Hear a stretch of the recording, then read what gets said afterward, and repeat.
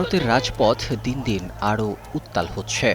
রাজধানী নয়াদিল্লি থেকে শুরু করে একের পর এক শহরে ছড়িয়ে পড়ছে বিক্ষোভের আগুন।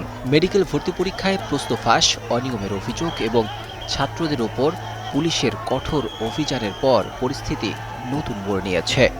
আন্দোলনের তীব্রতা এত বেড়েছে যে প্রধানমন্ত্রী নরেন্দ্র মোদীর ক্ষমতার গদি নিয়ে তৈরি হয়েছে টানাপোড়েন। He had a birthday last day only, and I'm concerned about his future.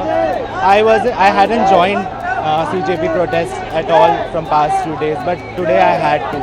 I had to come for his future, I believe. এর মধ্যে সবচেয়ে আলোচিত ঘটনা হচ্ছে বিরোধী দলীয় নেতা রাহুল গান্ধী এবং কংগ্রেস নেত্রী প্রিয়াঙ্কা গান্ধী সরাসরি প্রধানমন্ত্রী নরেন্দ্র মোদীর সরকারি বাসভবনের সামনে বিক্ষোভে অংশ নেন। তাদের সঙ্গে ছিলেন কংগ্রেসের আরও বহু নেতাকর্মী। তারা অভিযোগ করেন, ছাত্রদের ওপর পুলিশের বল প্রয়োগের জবাব প্রধানমন্ত্রীকেই দিতে হবে। পরে দিল্লি পুলিশ রাহুল গান্ধী ও প্রিয়াঙ্কা গান্ধী সহ কয়েকজন বিরোধী দলীয় নেতাকে আটক করে, যা রাজনৈতিক উত্তেজনা আরও বাড়িয়ে দিয়েছে। তবে প্রশ্ন উঠছে, ভারতের রাজনীতিতে কি নতুন মোড় আসছে? ছাত্রদের বিক্ষোভ কি ধীরে ধীরে সরকার বিরোধী জন আন্দোলনে রূপ নিচ্ছে?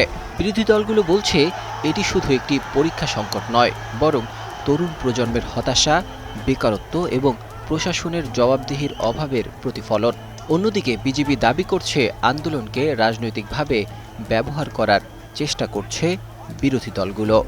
किसी को भी दे दो, जो खाने वाला हो तो किसको दोगे? जैसे दो, चलो आप सोचो अपने हिसाब से। अब मैं बोलूंगा जो ले लेगा।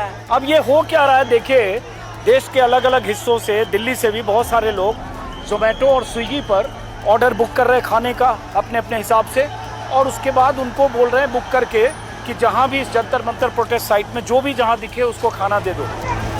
এমন পরিস্থিতিতে সামাজিক যোগাযোগ মাধ্যমে একটি প্রশ্ন ঘুরপাক খাচ্ছে, এবার কি তবে নরেন্দ্র মোদীর পালানোর পালা? কারণ সম্প্রতি ছাত্রদের আন্দোলনের মুখে প্রধানমন্ত্রী নরেন্দ্র মোদীকে বিশেষ নিরাপত্তা বলয়ের মধ্য দিয়ে সংসদ এলাকা থেকে সরিয়ে নেওয়া হয়েছিল। অনেকেই বলছেন মোদীকে এবার ক্ষমতা ছাড়তেই হবে। এছাড়া বিরোধী দলগুলো সরকারের উপর রাজনৈতিক চাপ বাড়াচ্ছে আর সরকার পরিস্থিতি সামাল দিতে হিমশিম খাচ্ছে। So many people have waited. They have been coming to the protest site for the last 1 month, and so many people have come today as well. So, we are hoping for a peaceful protest and a peaceful march as well.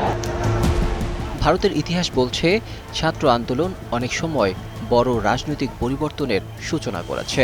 তাই এই আন্দোলন শেষ পর্যন্ত কোথায় গিয়ে থামবে তা এখনো বলা কঠিন। তবে একটি বিষয় স্পষ্ট, রাহুল গান্ধী ও প্রিয়াঙ্কা গান্ধীর সরাসরি মাঠে নামা আন্দোলনকে নতুন করে রাজনৈতিক মাত্রা দিয়েছে এবং মোদী সরকারের জন্য এটি একটি গুরুত্বপূর্ণ চ্যালেঞ্জ হয়ে উঠছে।